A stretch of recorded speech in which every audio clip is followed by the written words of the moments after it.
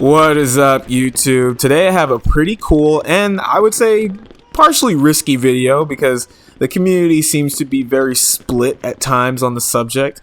But this is a part one of two series, which the first is going to be me arguing why you should be playing Speedball if you haven't already tried it.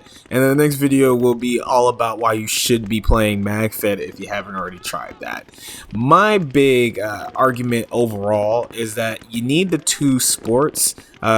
You need the rec ball, you need the woods ball, you need the speed ball, you need the tournament, you need the you need all of it, right, to essentially fulfill the needs of multiple players, but they also help build different skills.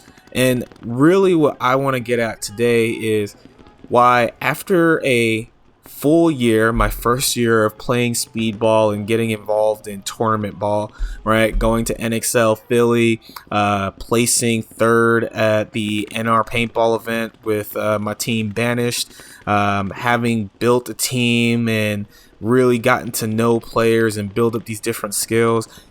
There's just so much that goes into this sport strategically that has made me a better player overall. I think differently, I move differently, and to be quite frank, even when I go back to Magfed, a lot of the principles from Speedball still apply in terms of instinctually dodging paintballs and just knowing how the quick aim. I hope that really after this video, everything starts to make sense. And I'm going to be putting together 3 reasons, so please stay tuned, right? 3 reasons on why you should play Speedball. But before I get there, I want to give you a little clip.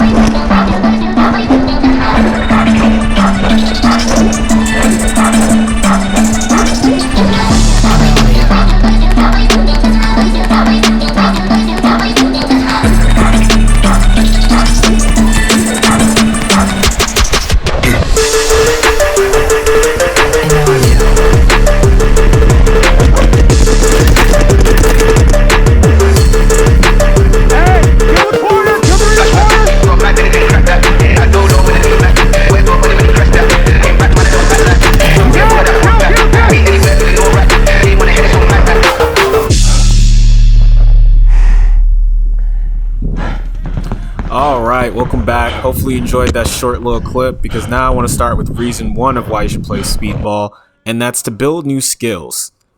If I could use an analogy, when you go to the gym, you don't just work one muscle group every single day, right? You rotate, you switch between legs, you switch between biceps, sometimes you do a bench press, and you work different muscle groups.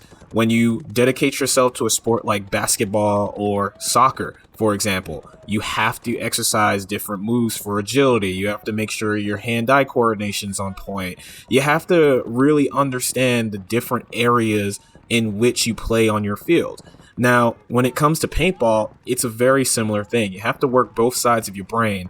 And where Magfed is all about being very precise and strategic, and when you shoot, making sure that you hit your first shot, conserve your ammo as best you can, Speedball is all gas, no brakes, applying as much pressure as possible to your opponent, not really worrying about ammo, but more so worrying about how much field you can take up in the shortest amount of time to secure the point and secure the win.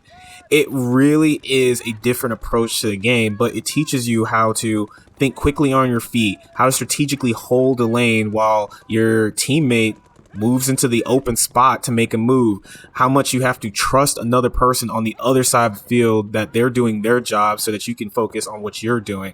And it's really one of these concepts that builds this skill set necessary to just be better at the game. Communication, working under pressure. What happens when you lose a body? What happens when the plan explodes?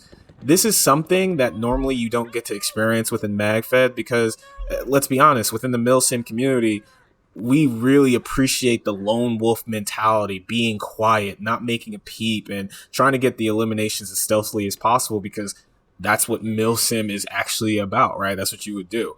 But Speedball on the sporting side, it's a whole different ball game, and really, it teaches you how to be an aggressive player in a good way. And I think, speaking of aggression, that's a pretty good segue to my next point, which is reason two, it's a competitive sport. Now, the sad reality of it is when you look at Rec Ball, Woods Ball, Magfed, there are no official tournaments, at least not on a national scale where you're nationally recognized as the best team in the world for that particular side of paintball, right? There's no grand prizes, there's no trophies, but there is an organized league nationally recognized for Speedball. And for those of us that competed in sports, debate, dance, anything where you had gotten an adrenaline rush from competing in a high stakes situation where you essentially got to put the team on your back and represent your school, your state, your whatever. It's one of those feelings that many of us try to get back to and chase, especially when we're trying to escape our mundane jobs that we tend to work, right?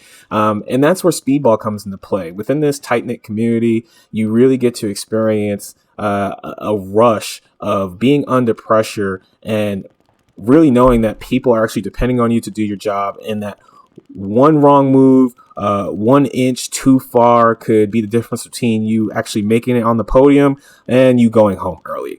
And it's one of those feelings that really on any given weekend actually gets you excited to play the sport. Now, this has probably happened to you because it happened to me. When it comes to rec ball, you always tend to hit a plateau at some point, right? There's a point where you just get so much better than everyone else. Your gear is better, your playing style is better, you know the map up and down, the rotational rentals just doesn't get you excited like it used to, and you know your regulars start to fall off at some point.